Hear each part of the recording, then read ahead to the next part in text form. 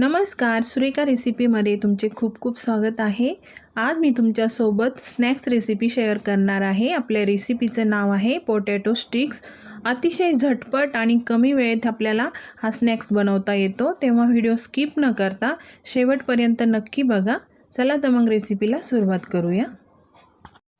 तर या रेसिपीसाठी मी सर्वात आधी इथे 2 बटाटे उकडून घेतलेले आहेत। हे बटाटे आता आपल्याला सोलून घ्यायचे आहेत। तुम्ही तुमच्या आवडीनुसार तुम्हाला किती प्रमाणामध्ये हा स्नॅक्स बनवायचा आहे त्यानुसार तुम्ही बटाटे घेऊ शकता। मी इथे मोठे 2 बटाटे उकडून घेतलेले आहे। बटाट्याची साल इथे काढून घेतलेली आहे। आता हे बटाटे आपण मॅशरने मस्त बारीक करून घेणार आहोत। फ्रेंड्स, रेसिपी नवीन आहे तेव्हा एकदा नक्की बनवा। तुम्ही एकदा बनवली ना तर पुन्हा तुम्हाला तुमची मुलं बनवायला लावणार। इतकी छान ही रेसिपी लागते खायला।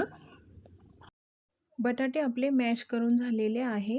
बटाटे थंड झाल्यावरच मॅश करून घ्यायचे आहे। आता आपल्याला यामध्ये काही मसाले टाकायचे आहे। एक छोटा चमचा मी धना पावडर टाकलेली आहे। एक छोटा चमचा मिरची पावडर टाकलेली आहे। मिरची पावडर तुम्ही तुमच्या आवडीनुसार कमी जास्त या स्नॅक्समध्ये टाकू शकता। त्याचबरोबर एक चमचा हळद आणि आपल्याला एक चमचा यामध्ये गरम मसाला टाकायचा आहे। चवीनुसार आपण यामध्ये मीठ टाकूया आणि इथे मी कोथिंबीर बारीक कापून घेतलेली आहे, ती पण आपल्याला यामध्ये टाकायची आहे। हे सर्व आता आपण चमच्याने चांगलं मिक्स करून घेणार आहोत। फ्रेंड्स, ही रेसिपी खूपच सिंपल आहे। अगदी घरच्या साहित्यामध्ये ही रेसिपी तुम्ही बनवू शकता। बाहेरून या रेसिपीसाठी काहीही आणायची गरज लागत नाही। इथे सर्व मसाले चांगले यामध्ये मिक्स झालेले आहे। आता आपल्याला यामध्ये कॉर्नफ्लॉवर टाकायची आहे। सुरुवातीला मी 2 चमचे कॉर्नफ्लॉवर यामध्ये टाकून घेणार आहे।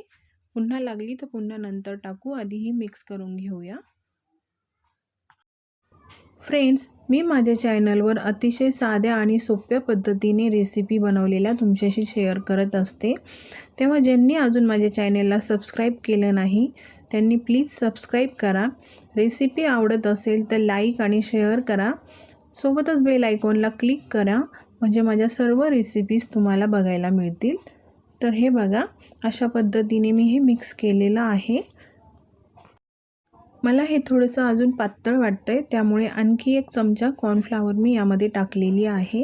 आता ही पण मस्त आपण यामध्ये मिक्स करून घेऊया। तर हे बघा, असं पिठासारखं आपल्याला याचा गोळा बनवून घ्यायचा आहे। आता आपल्याला याच्या स्टिक्स बनवून घ्यायच्या आहेत। त्यासाठी यामधून थोडासा पिठाचा गोळा आपण हातावर घेणार आहोत। आता चॉपिंग बोर्डवरती मी ह्या अशा स्टिक्स बनवून घेणार आहे। अतिशय हळूवारपणे आपल्याला ह्या बनवायच्या आहे।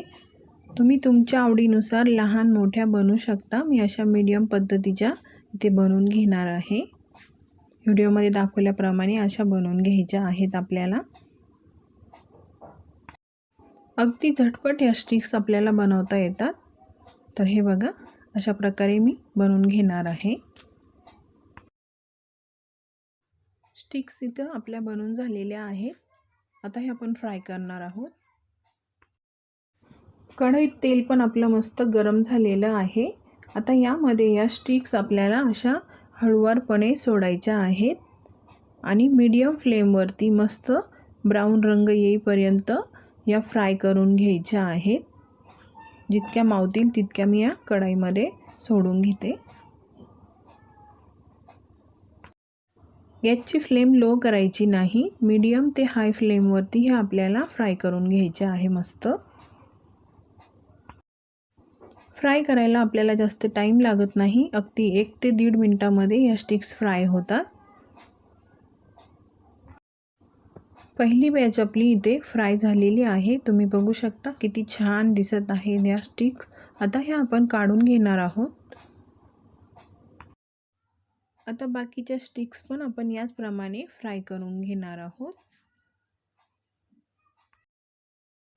तर फ्रेंड्स, इथे आपल्या ह्या पोटॅटो स्टिक्स सर्व फ्राय करून झालेल्या आहे।